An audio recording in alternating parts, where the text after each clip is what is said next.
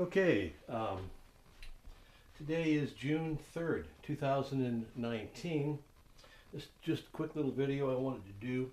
It's sort of an event for me, aging tequila after barrel aging this for, well, exactly a year. This went in the barrel June 3rd, 2018, and here it is 1 year later.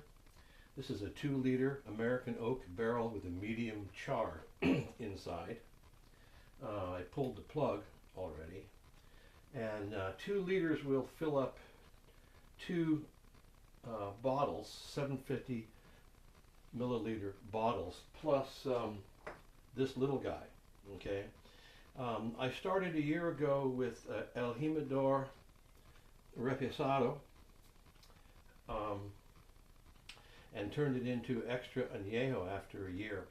When these barrels are brand new, because of the high volume to contact ratio, they will age tequila or other spirits. Bourbon and whiskey guys like these to age White Dog in, the clear stuff. I've aged other tequilas with pretty tremendous results. Don Julio, which is excellent.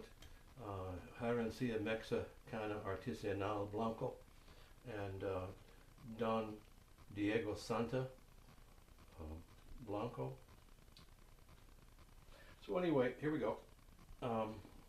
This has been in the barrel a year, like I said earlier, and opening the valve.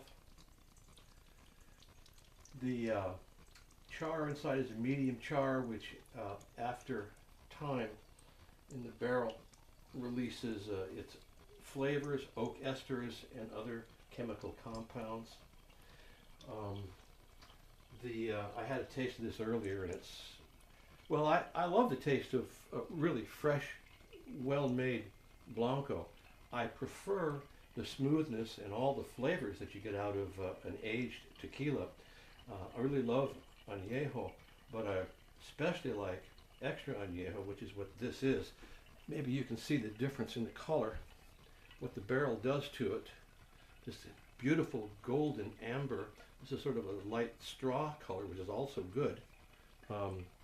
This ends up being about 38% because it loses a little bit because the oak barrel is a porous carrier and it loses evaporation right through the pores of the wood. The bourbon and whiskey guys call it the angel share, and they have to keep topping it up. Because it's tequila, I call this Diablo share. And this is the 4th batch I've done in this barrel, and each subsequent batch, the barrel loses its ability and potency to age. So you got to leave it in there longer, and because of that, you evaporate more. So I had to top this up probably about, oh, here we go. Got to shut this off. Oh man, this is, I'll fill it to about there. Just get inside the net right there. That's good. That's good. One of the things that happens with this, if you don't top this up, you get a void in the top of the barrel. This is also true with bourbon and whiskey producers. And you run the risk of oxidizing the content, in this case tequila. Oxidation, basically a form of rust. Same thing that goes on a piece of brown lettuce, on a tomato that goes bad, something in your refrigerator. Fungus and mold are a little different critters, but oxidation is what starts, that's the motor that starts all of that stuff. And if you don't keep this topped up, and I mean right to the top, I actually use an eyedropper to fill it right up to the top. I'll put that cap in and just a few drops will run out, which I clean up, and then I move the barrel a little bit to very gently move it around inside. I don't even want to use the word agitate because you don't want to shake it. So we got this guy here. This is a better comparison. Look at this bottle and look at this one. Wow. Let me turn it on. Can you see that? So this, although I think El Jimador is dollar for dollar one of the best tequilas you can buy at any price. This was $25 a bottle, So 2.5 bottles in there. What's that? A little, about $65, something like that. But you can see the difference in the color here. And all I can tell you is it doesn't stay around the house very long. It just, I have not had anyone who has tasted this, and I've given samples to guys at the big liquor store I do business with. I've given some to my doctor. I've given some to other friends of mine, and to a person. They love this. It really, it's this flavor profile. It really expands.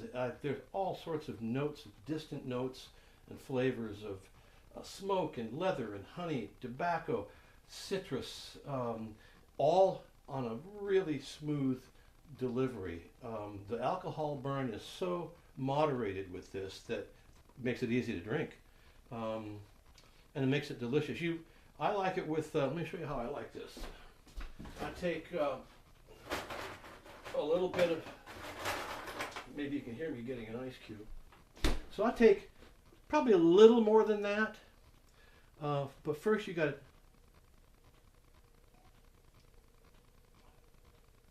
Oh man, there's everything in there.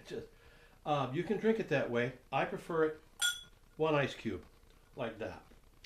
And what happens is during alcohol and ice don't get along very well. The alcohol just attacks the ice. In about 5 minutes, that'll have a big notch in it where the alcohol in this tequila has, or any spirit liquor, really goes after ice. What I like about this does two things. First, it chills it, and it dilutes it, and it keeps diluting it as it melts, and consequently the flavors change, and other flavors come out, other flavors moderate. It's like just it's got these really nice legs. Some people call them fingers. Anyway. I enjoyed out of I have a number of glasses, but I find that all in all, this Glencairn whiskey glass is the official one.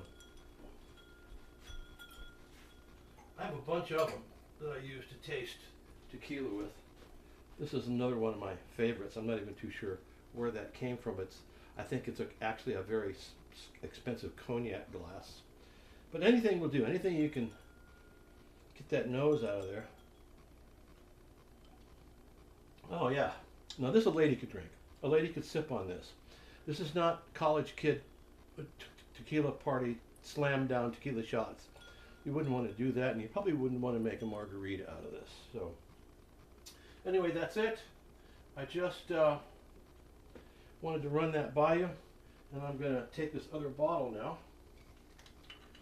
and fill this up the rest of the way. This is one of my fun hobbies. I have several hobbies. This is one of them. And I'm not particularly, oops, get the plug out. Got to pull the plug so it drains.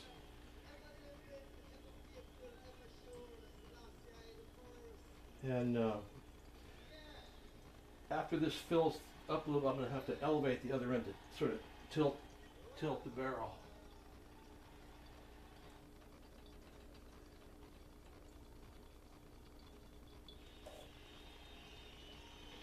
Yeah, so this was a year in the making.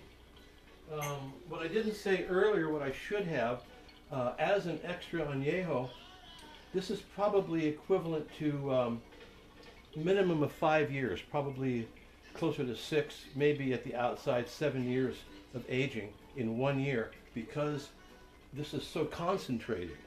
And I know it's true because I've had expensive tequilas, and tequila, liquor, spirits, like anything else, it's all a process of your palate. Your palate may be different than mine. I have a friend of mine who doesn't like certain tequilas that I like. That's fine. So I've come up with the term, the taste is in the palate of the beholder, like beauty is in the eye of the beholder looking at a painting, something along that line. And I want to spill that.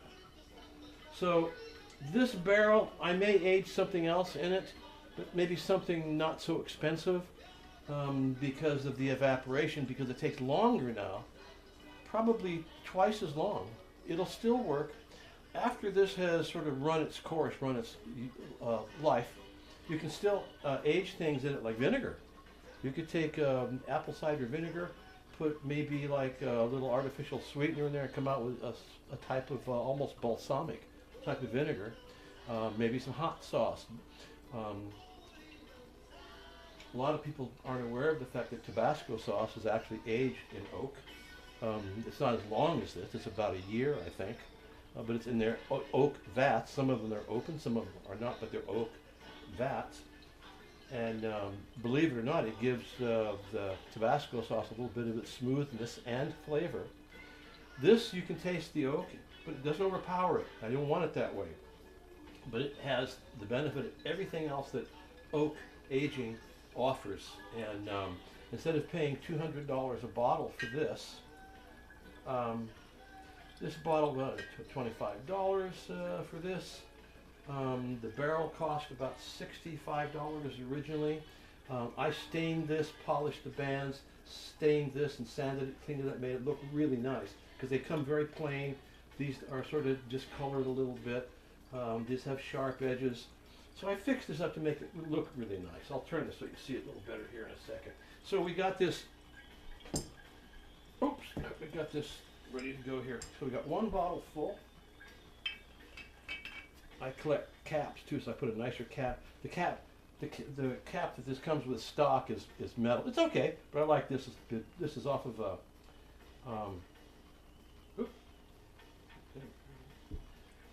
So I put it back in the, just as a tribute to El Jimador, I put it back in the, I cleaned it up and put it back in the original bottle.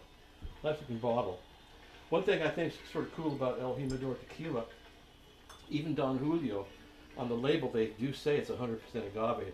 Most tequila producers worth their salt, they want to be known that their product is 100% tequila, not a mixto. Not a mixto like this stuff. Oops, here we go. And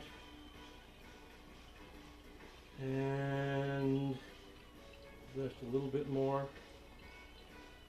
And there. Okay. Sorry this is going so slow, but there's no fast way to do this. Besides, I'm in no hurry. So I'm going to do the small one now. And to do that, I might have to,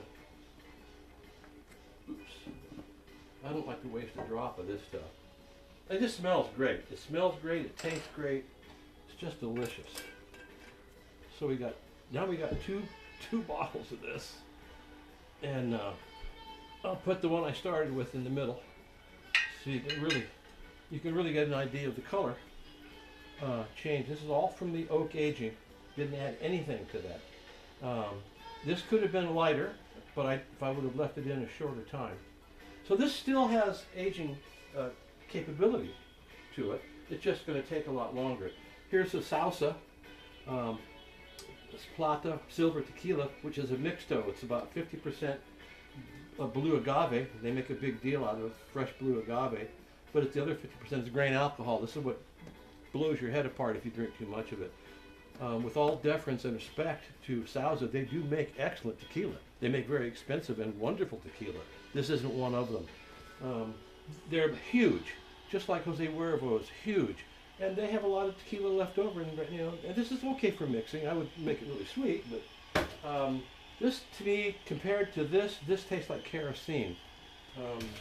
It's just something you probably wouldn't want to give a lady or anybody that you like very much. So I'm going to tilt this and see what happens here. Okay. Well, that's pretty much it. I don't need to see that part. So thanks for joining me. You can find these barrels online. I'm not a salesman. I don't care whether you buy them or not. But there are a lot of different ones. And this particular one is made by a professional cooper, a professional barrel maker, and it shows really nice seams. It's joined together. It's 6 metal bands instead of 4 or 3. It's a nice spout, nice bung stopper, and everything else up there. It's got a nice stand. Plan to pay about anywhere from $50 to maybe a little over $60 each for one of these. Medium char inside, nice little unit. And if you clean it up like I did, I mean, it makes a nice little. You can put it on your shelf somewhere. You can show it. You know, I keep these in the closet, in the cupboard, in the pantry, because I want to keep it cool and dark. But I do have them out sometimes, and everybody always comments on them. They do look sort of nice. So anyway, that's it. Thanks for joining me, and I'd be curious on the comments if you guys ever do something with this. I'd like to know how it came out for you. But just keep it topped up. Just remember, check it every 2 to 3 months, and taste it while you're at it, because that sort of tells you when it's time to bottle, and you have to be your own judge of that. Okay. Thanks a lot. Enjoy. Bye.